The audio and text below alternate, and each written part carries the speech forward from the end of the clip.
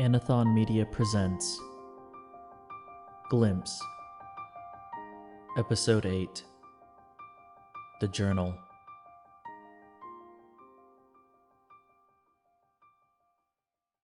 Previously on Glimpse. Where is it? Do you see it? Look, I can see a barn in the clearing over there.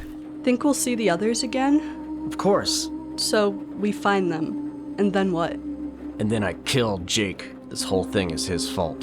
The needs of the many outweigh the needs of the few. Shit, now you're starting to sound like Jake. No, you're sounding like Jake. Did you mean what you said? You plan on killing him? Hell yeah, I do. What did he do? Most of what I know comes from Jake's audio recordings. If I'm gonna tell you what he did, I need to tell you what was on that recording. No. This is bullshit. I am so close. Motorcycles? What the fuck is going on? Get between us, kid.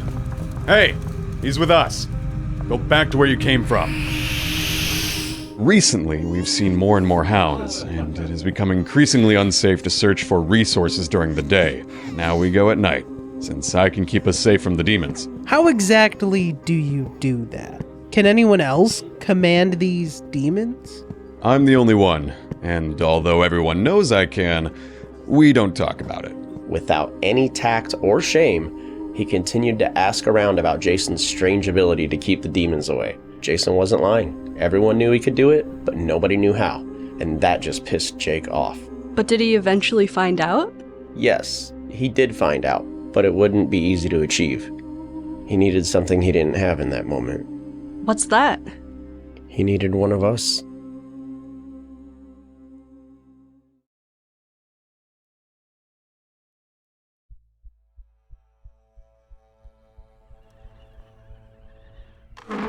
Okay. I'm really confused, Sam. It's like I'm following your story, but I'm not understanding what you're saying.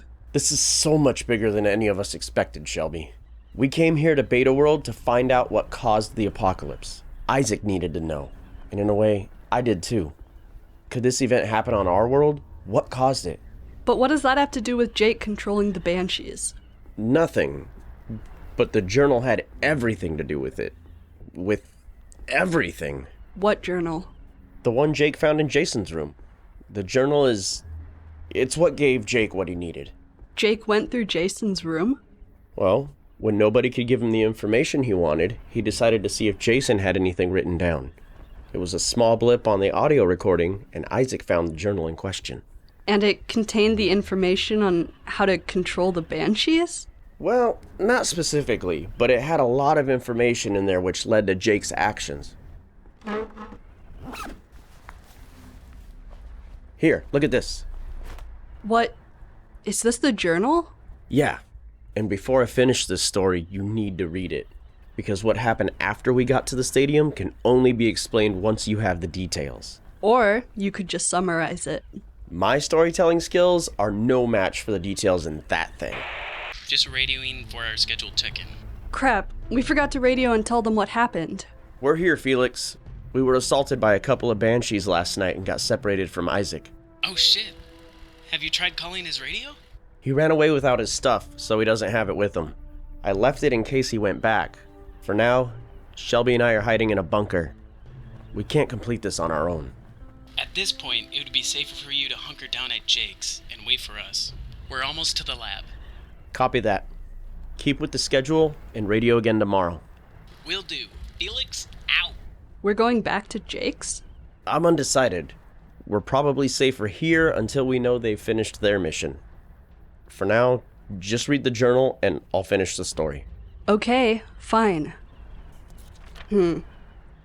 Today is September 21st, 2019. This begins the record of Dr. Jennine Harper. I have a master's degree in pharmacogenomics, which is the study of how someone's genes can affect their response to drugs. I'm keeping a record at Jason's request involving our trials for future use. I've been tasked with... Jennine, get this place set up for a patient and meet me at gate 35. Carisa just radioed in. Nick was attacked and stung by a demon. The creatures are hunting this early? It's barely dusk. I don't know. Carisa has said Nick is burning up and is starting to have vivid hallucinations. They left his bike behind and he's riding with her right now. Obviously I can help, but what about the experiment? I was just about to begin.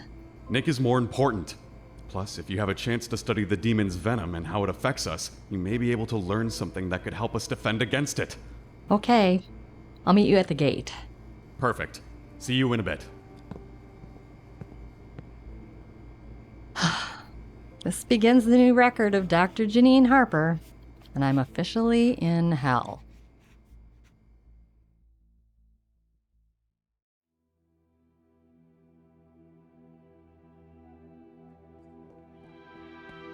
Riley, go help Carisa. Patrick, get that motorcycle inside. We'll retrieve Nick's bike tomorrow. Oh, God. I feel like I'm on fire. On the inside. Quit your whining, you big baby. I'm sure it's not that bad. Fuck you. Why don't you get stung and see how you like it? Unlike you, I'm not careless. I was taking a piss. I didn't expect one of those things to just suddenly attack me from the shadows. We never see them out during the day. Ugh. Bring him to my lab. I have everything set up for him. Roger that. Oh, look. There's sparkly lights floating around your head. How in the world did you get away? As far as I could see in here, there's only one of them. It stayed in the shade of the forest.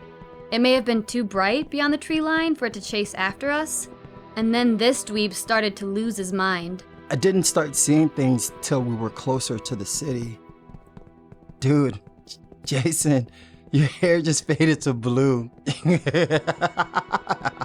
Terrific. This is just what we need. Here we are. Put him on the stretcher. Why here and not the infirmary? Because most of my equipment is here. Where was he stung? The thigh. Take off your pants and let me see. Doc, at least buy me dinner first. I'm out of here. The wound was almost the size of a $50, measuring 1.1 inches in diameter, and went all the way to the muscle. I've only seen a wound like this once before when my late husband slipped and fell on a steel conduit pipe at work. Some dumbass removed the pipe from his leg before the paramedics arrived and he lost a lot of blood. Nick, however, wasn't bleeding at all. Damn, that's deep. That's what she said. I've heard talk of the demons having sharp-pointed appendages, but I never expected this. Doc, did you know that you have an aura? Fuck! Why'd you have to stick me like that? Relax, it's just an IV. You'll be fine. What do you need from me? Get me the compound microscope from the other testing area. Also bring some cold water so I can try to get this fever down. Got it. Well, aren't you a hot mess right now? Yeah, but I'm your hot mess. Wow. I'm getting sleepy all of a sudden. It's the sedative. Can't you get me an aspirin or something? That should help with the fever. Until I know more about what's in your body, I need to be careful with what I give you. Just close your eyes and get some rest. Hopefully I'll have some answers soon. And that's what I did. I cleaned the wound and stitched him up, and for the next 2 weeks I drew Nick's blood every day and studied it. I had attended the University of Michigan to become a pathologist before changing my courses and getting a master's in pharmacogenomics. I didn't know everything, of course, but I knew enough. Jason stayed away most of the time, only popping in now and then to check on Nick. The hallucinations continued to plague the boy, and we had to handcuff him to the stretcher to keep him from causing any harm to me or himself. Jason kept a guard posted right outside the door in case anything happened. By the end of week 2, Jason finally stopped in to talk.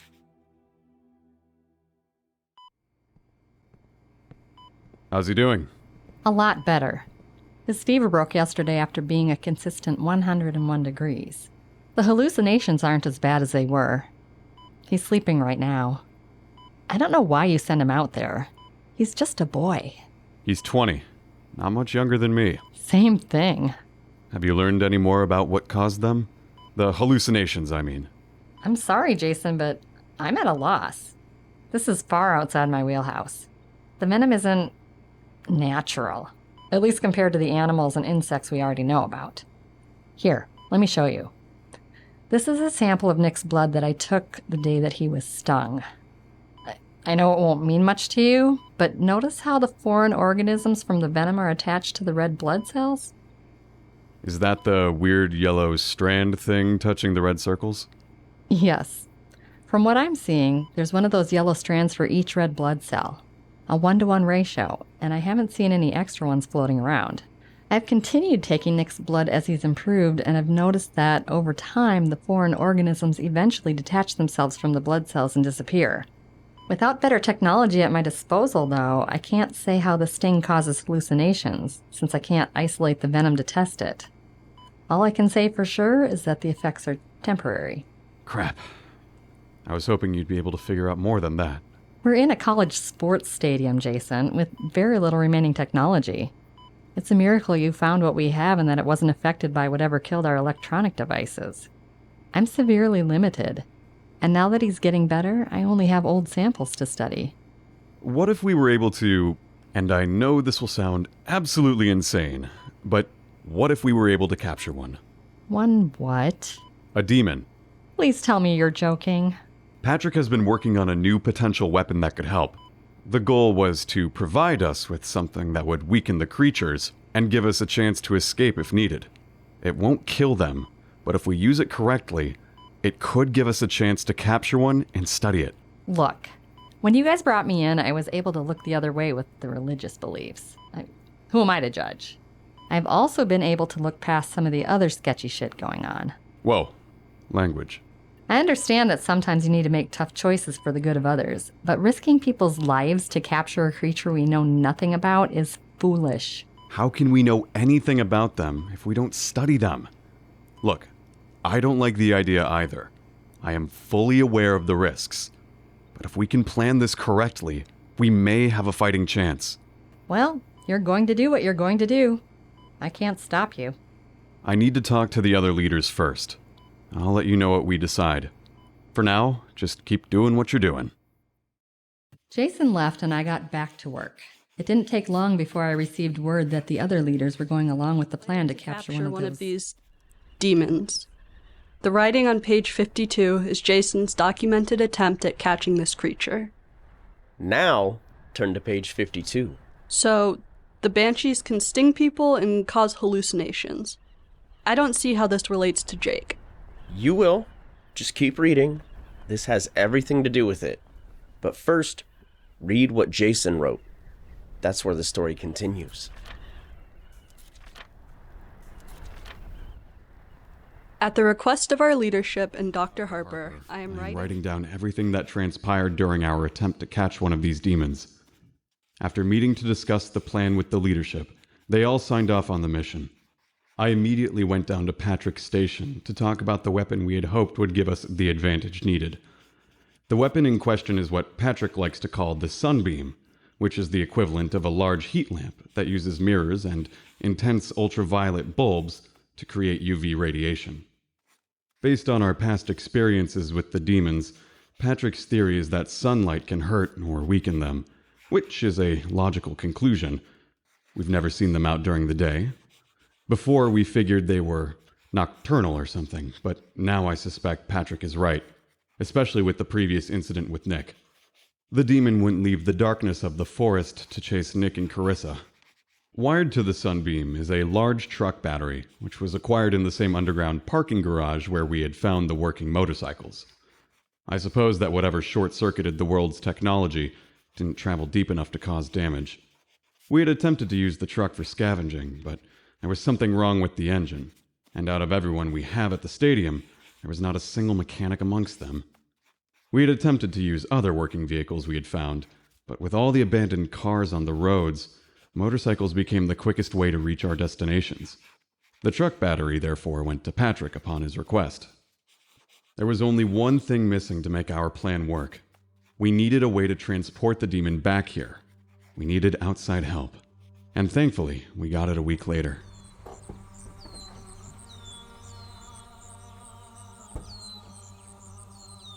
Thanks for coming. You've piqued my interest.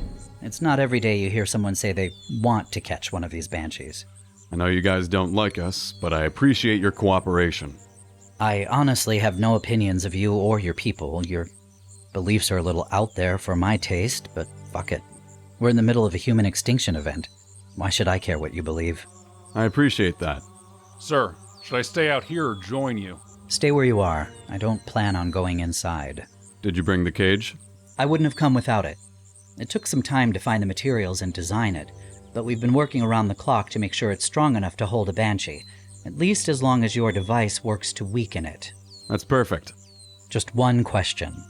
How the hell do you plan to lure a Banshee inside of the cage? Pure luck. That's a bullshit response. I'm joking. The truth is we aren't completely sure yet. We have an idea, but we won't know until we actually attempt it. You did install 2 gates on it, right? One in the front and one in back, yes. Our hope and expectation is that we can use someone as bait. Once they're being chased, they can run in one side and out the other. If the demon follows them inside, we activate our weapon to weaken it and shut the doors. That would be a solid plan, except these creatures seem to hunt in packs. That's where our uncertainty lies. We have one plan we wish to try before attempting the riskier strategy. And that would be? I can fill you in along the way. You ready to go? Lead on. Nick, please bring out the sunbeam. Yes, sir. Sunbeam? Nick, who had finally received a clean bill of health, retrieved the weapon. We loaded it into the back of the military vehicle that had been outfitted to hold the cage, and I climbed into the passenger seat. Corporal Davies sat atop the vehicle, holding a readied machine gun. Nick joined us against the wishes of Dr. Harper. In the event that we actually captured a demon, we'd need to get the cage back in the truck, and Nick had more experience being outside the walls of the stadium than anyone else. I trusted him. I explained my plan to the sergeant on our way to the location we had chosen, and Nick was quick to point out the exact spot he was stung. I have to say y'all are crazy for wanting to do this. I'm even crazier for helping. Just make sure you send any discoveries our way. You have my word that we'll share whatever we find, but that will only happen if we succeed. Fair enough. What's the first step then? We pulled the cage from the truck and positioned it inside the forest line where the shadows converged, while Nick prepared the sunbeam so we could use it at a moment's notice. The daylight was starting to fade, but not enough to be concerned. We opened the cage's doors and I grabbed one more thing from the backpack I brought with me. I didn't know if it would work, but there was no reason not to try. Corporal Davies returned to the machine gun and pointed it in the direction of the cage. So who are you planning to use as bait? I'll be the one to go. This is my plan, and I won't let anyone else get hurt in case something goes wrong. Fair enough. A man of honor. I can appreciate that.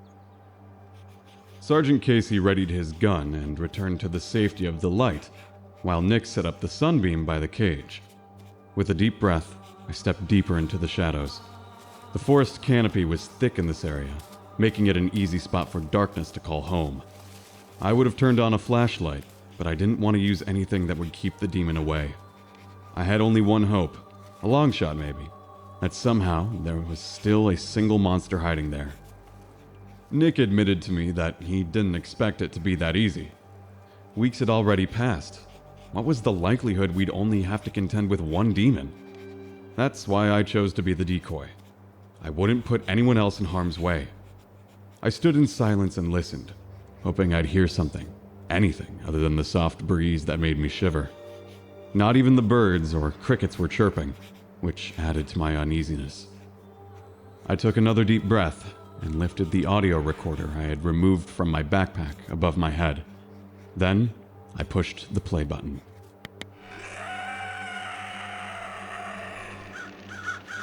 The speaker wasn't loud, but it broke the silence of the forest and sent a flock of birds hidden within the trees into a panic. Although it was quiet, the audio seemed to work. We had recorded it one night when the demons surrounded the stadium. I had hoped Dr. Harper would be able to study the sound, but she had no clue where to even begin since that wasn't her area of expertise. I could hear the snapping of twigs and movement in the distance, and in a short time I could see a shadow bounding toward me. It moved slower than I expected, which caught me off guard, but I wasn't going to take any chances. "Come get me!" I ran, and I could hear it pursuing. "Get ready, Nick!" I kept to the plan and ran into the cage before turning around. The demon continued the chase, and I stepped out the back and slammed the gate shut the moment it leapt inside. Nick hit the switch for the sunbeam before slamming the front gate closed and backing away. Sergeant Casey approached with caution, and the three of us stared at the monster before us. I've seen demons up close, never in the light. And I have to admit, they're even more terrifying when you can actually see them. Well, I'll be damned. Your sunbeam thing is working. It's missing a leg. So these monsters aren't invincible. I wonder what hurt it. The demon lowered itself to the cage floor and seemed to shrink into a ball in reaction to the UV light, which eased some built-up tension. With the help of the soldiers, we were able to move the cage out of the forest, while Nick kept the sunbeam pointed towards the Vantablack creature. We lifted the cage back into the truck, and the sergeant began to tie it down. Oh, fucking hell! What? What happened? That thing just stabbed me. Even as it curled into a ball, I could see one of the demon's legs extended outside of the cage, trying to reach for the sergeant. He had stepped back, now out of range of the pointed tip at the end of the spiny leg, but I could still see a bloody hole in his pants where the appendage had poked through. It's not deep, it just took me by surprise. I'm fine. Better get ready for some hallucinations. Terrific. Cult leader, you're driving. Last thing I need is to start hallucinating while operating this bad boy.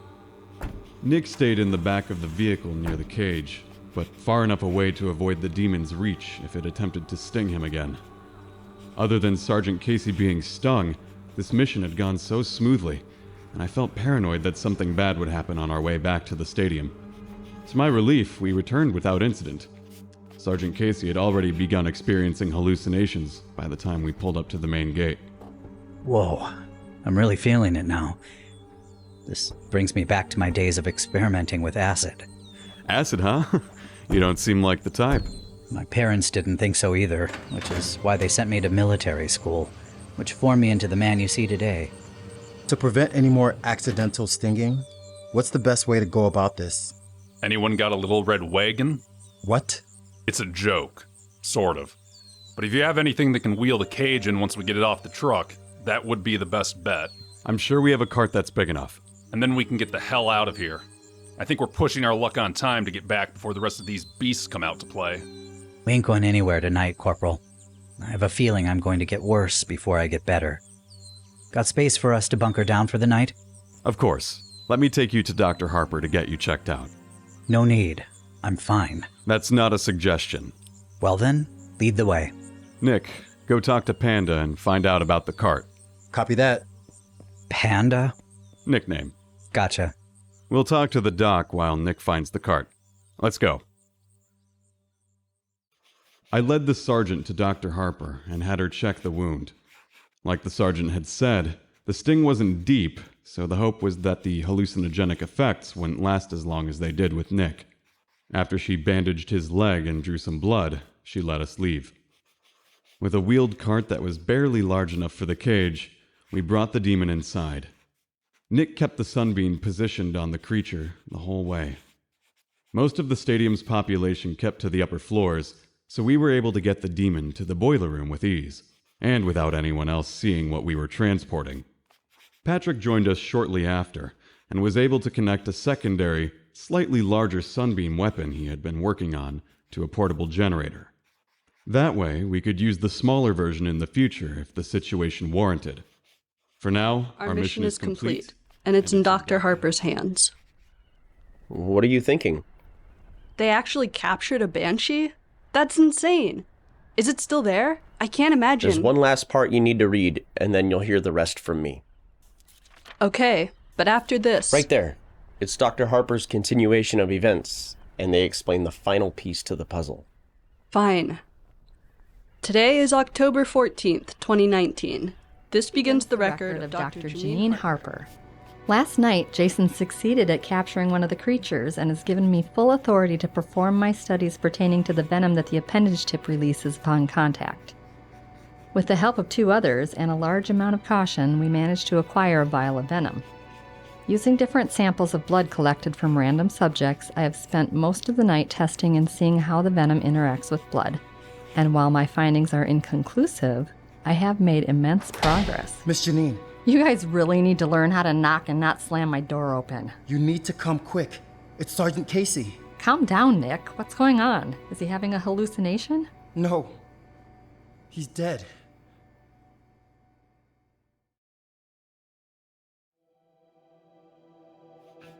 Sergeant Casey is dead. That much has been confirmed.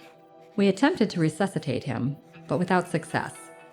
I had the others move his body to my lab and place him on the stretcher, where I proceeded to draw blood. I had drawn his blood when he first arrived, but hadn't taken the time to study it yet. Now I'd have to compare the two. How the fuck did this happen? How could he be dead? He just fell asleep on the cot, and the next moment his breathing just stopped. Has he been stung before? No! He's always been overly cautious about being home way before the Banshees come out to hunt. What are your thoughts, Jennine? I think you all need to leave this room so I can get to work. Oh, this is bad. This is so bad. He was the only one keeping things together over at our base. Without him, I don't know what the others are gonna do. Let's leave Jennine alone so she can work and see if she can figure out what happened. I'm sure your people will want to know details. They left the room and I began comparing the two samples of blood under the microscope. I think I've slept only 6 hours in the past 3 days, but my adrenaline and my desire for knowledge keeps me going. And the more I see, the less sleep I find. A day later, I called for Jason. You wish to see me? Shut the door. What's wrong? I know that none of this will make sense to you, but I need to verbally process with someone what I've found. Okay. Look at this. It's the blood sample I drew from Casey when you brought him in here. It looks a bit different than Nick's blood. It is. You'll see multiple organisms attached to every blood cell. Wasn't it only a 1-to-1 ratio with Nick? Exactly. Why do you think that is? That's the interesting part. Nick's blood type is A positive, meaning his blood cells have A antigens. Somehow those antigens seem to keep the organisms away, or at least mostly. Hence, the 1-to-1 ratio we saw with Nick.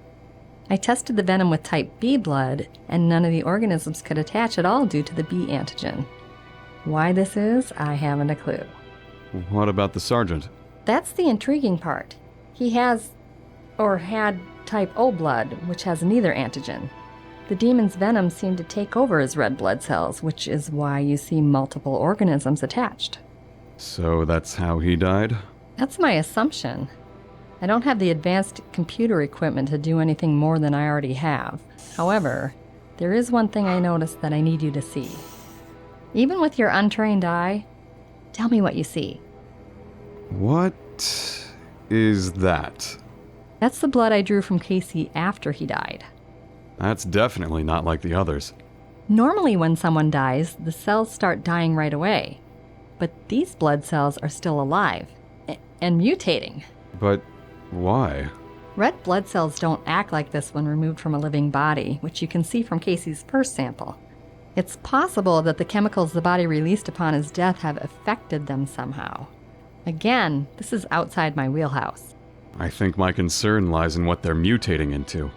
You can barely see the organisms anymore, as though they're being absorbed into the cell. The blood cells look really healthy too, although slightly different. If this is true, can you imagine how we could use this? What do you mean? The venom by itself attacks the blood cells and causes hallucinations, but we see that with a mix of the venom, type O blood, and the chemicals released upon death, somehow the cells are still alive and healthy. What if there was a way to use this to our advantage? I'm still not following. How do you propose we use it? I thought that red blood cells were only good for oxygen flow. That's true for normal ones, but there's something about this change in structure that makes me wonder. What if they're able to transport more oxygen? Maybe it could allow someone to breathe better while running, or hold their breath longer while underwater. What if they no longer transport oxygen at all, but do something else? It's a great theory and something to pursue at some point, but that's way down the road. For now, what should we tell Davies? Tell him that Casey died of a heart attack from the venom. It's not entirely a lie. Fine. Is it okay for him to take the body away? Are you done with your studies? I'm good for now. I have a couple vials of Casey's blood already. Then I'll tell Davies he can go. Thanks for all your work, Jennine. Jason left the room and eventually came back with Corporal Davies to remove the body. I continued to watch Casey's blood for the next few hours, and even when I left it in the open air overnight, I came back to see that nothing had changed, except now I couldn't see the foreign organism strands at all, just a new type of blood cell that seemed to thrive outside of a body. I can't help it. I know there's something here, and I'm on the verge of a breakthrough, but without the technology at my disposal, I can't proceed any further with my study by conventional means, and I'm sure as hell not going to try this on another human. We don't have any pigs or monkeys or guinea pigs to test this on. There's only one way to test my hypothesis. Just like every mad scientist out there, just like Dr. Jekyll. I know I'm playing with fire, so I'll treat this as my final experiment. If I'm wrong, may God have mercy on my soul. Today is October 17th, 2019. This begins the recorded experiment of Dr. Jennine Harper. I have just injected myself with the mutating blood of Sergeant Casey. And now I wait.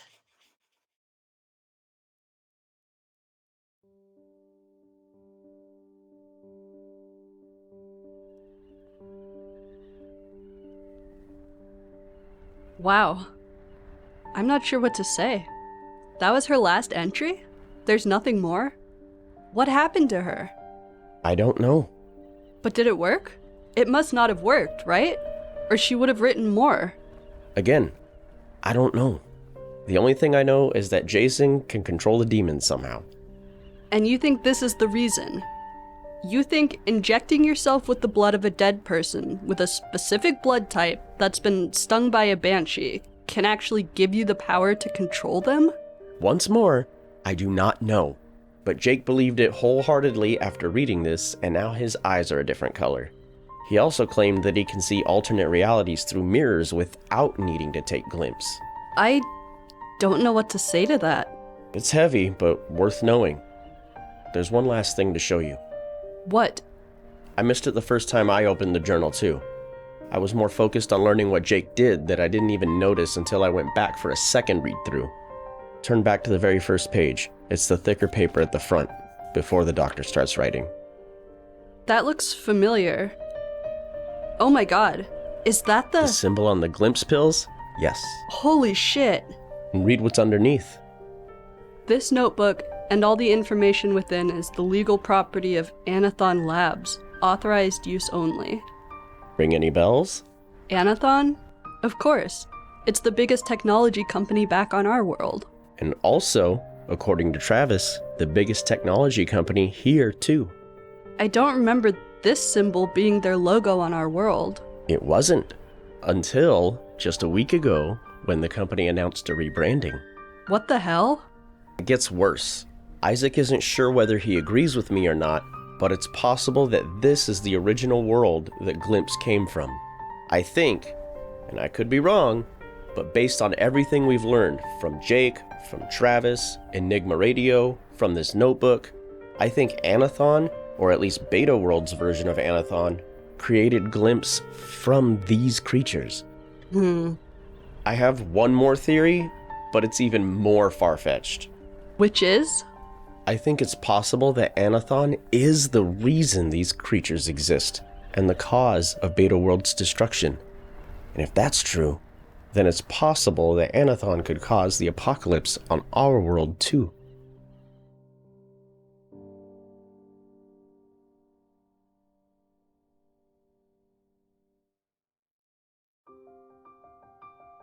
Glimpse. Written, directed, and edited by Lucas Heath. Starring Dennis Wyatt as Sam, Alicia Shenreice as Shelby, Max Caudell as Felix, Peter Hotvedt as Jason, Ezekiel Ashamu as Nick, Reanna Madson as Carisa, Ryan Maddux as Sergeant Casey, Luke Langfeldt as Corporal Davies, and Karen Voels as Dr. Jennine. Special music this episode includes Lethal Secrets by Christopher Mo Ditlevson. If you're enjoying this podcast, please remember to rate and review. and drop us a follow to get updates on new episodes. More content can be found at our Anathon Media Instagram and TikTok pages.